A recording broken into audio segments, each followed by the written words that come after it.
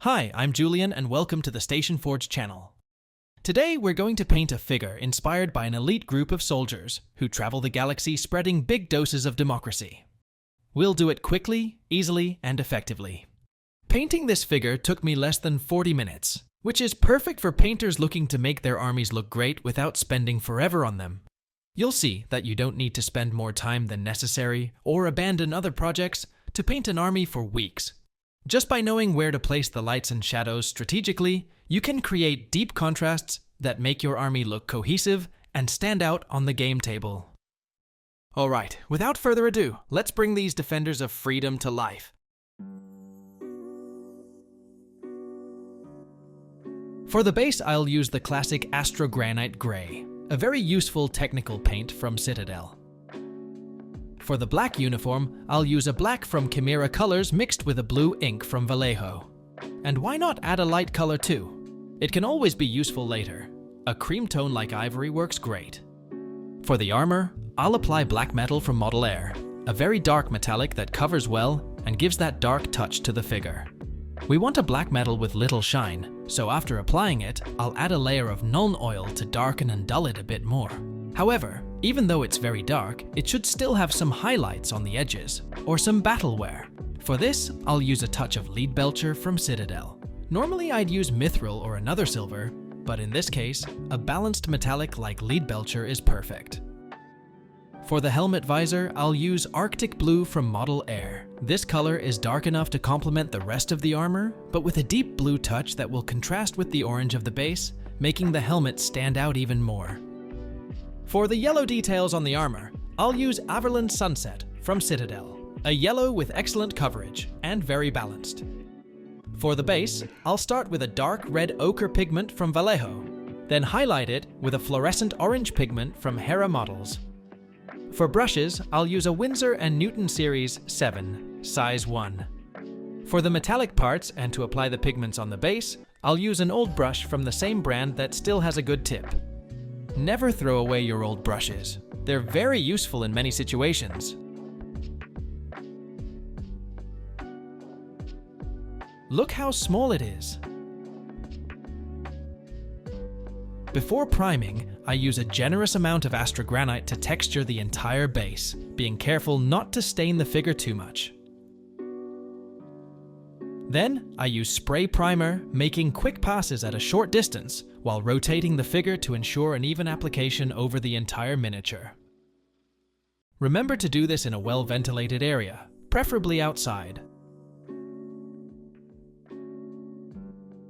Now, by mixing equal parts of carbon black from Kimera colors and blue from Vallejo Model Air, I'm going to apply a base coat to the non-metallic parts. This mix will give depth to the black and prevent it from looking flat. Additionally, Kimera's carbon black is super opaque and will contrast well with the shine of the armor, which is important when the figure is almost monochromatic. Some might think this mix is unnecessary, but it really adds a lot with minimal effort. That's a golden rule when painting figures for armies. If something requires little effort and adds a lot, don't hesitate to do it. Here you can see how I offload the excess paint from the brush onto the palette. This is important because it allows me to apply the metallic paint to the entire figure without risking excessive coverage and losing details on the miniature. I paint all the metallic parts with black metal from Model Air, a paint I discovered recently that pleasantly surprised me for two reasons. It provides great coverage in a single pass, and it has excellent fluidity, making it perfect for brush application.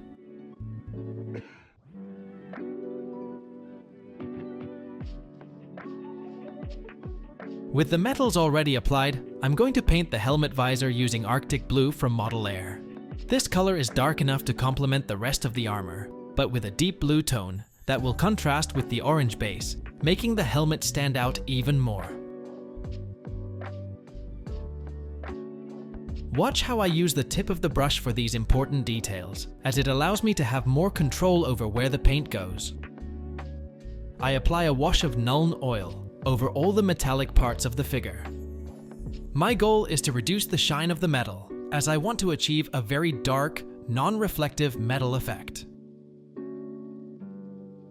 For the yellow lines on the armor, I use Averland Sunset from Citadel, a well-balanced yellow with great coverage. The trick is to make 2 strokes with the tip of the brush. The first serves as a guide, and the second covers and corrects the line. Some of you might think this is the longest part of painting the figure, but it really doesn't take much time to paint all these yellow lines.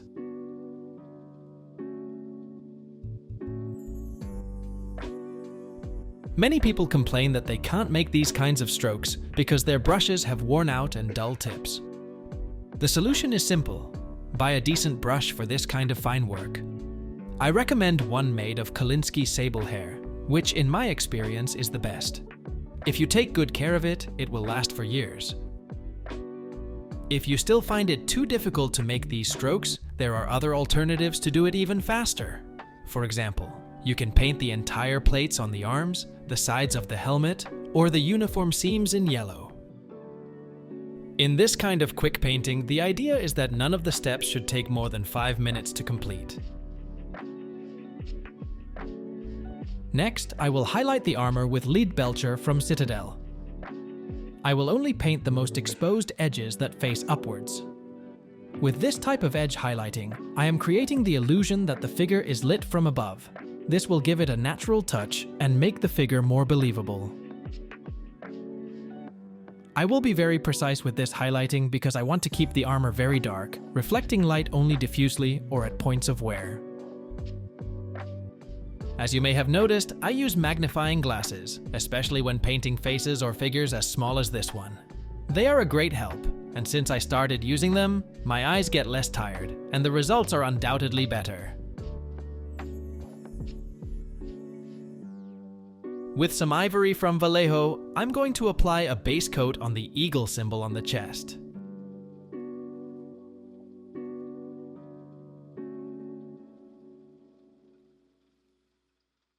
Then, I'll give it a wash with Nuln Oil to highlight the shadowed areas and add more definition.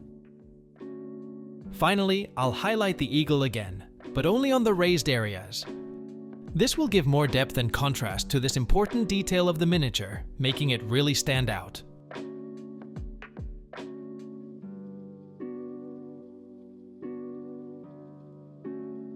Notice how I use the tip of the brush when painting precise details. At first, it may seem challenging, but I have good news. Over time, these strokes will become smooth and natural. Just be patient and give it time.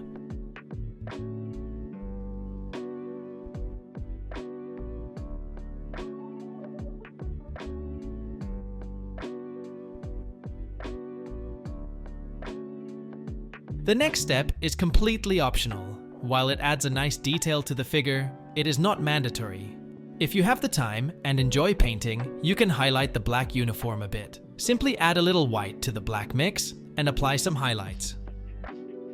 With a couple of layers, it will be well defined. Now, I will carefully but quickly apply this dark red ochre pigment over the entire base. I'll use a moderate amount of pigment to avoid oversaturating the figure. Next, with a small amount of pigment and great care, I will sprinkle it over the lower part of the miniature. This will help represent the dust from the environment, adding a touch of realism by dirtying areas like the legs and the cape. This step not only provides an impressive visual effect, but also adds an extra layer of story and context to the figure, making it look like it has been on the battlefield. We've reached one of the most important and fun parts of the tutorial. Carefully, I will apply a small amount of fluorescent orange pigment from the brand Hera models to highlight the front of the base, not the back. I want the attention to focus on the front and not the back of the figure. This fluorescent pigment will give a burst of saturation and intensity that will catch the eye on the gaming table. If you apply it to your entire army, it will create that visual coherence that is highly sought after in army painting. I will add a couple of touches of fluorescent pigment to the lower part of the miniature, but only a little. In these cases, less is more. For the finishing touch, I will glue a tuft to the base using superglue. This small detail will add more information to the miniature and give the impression of vegetation or undergrowth in the environment. Once the tuft is glued, I will add a bit of pigment on top to better integrate it with the rest of the base and ensure it looks like a natural part of the terrain.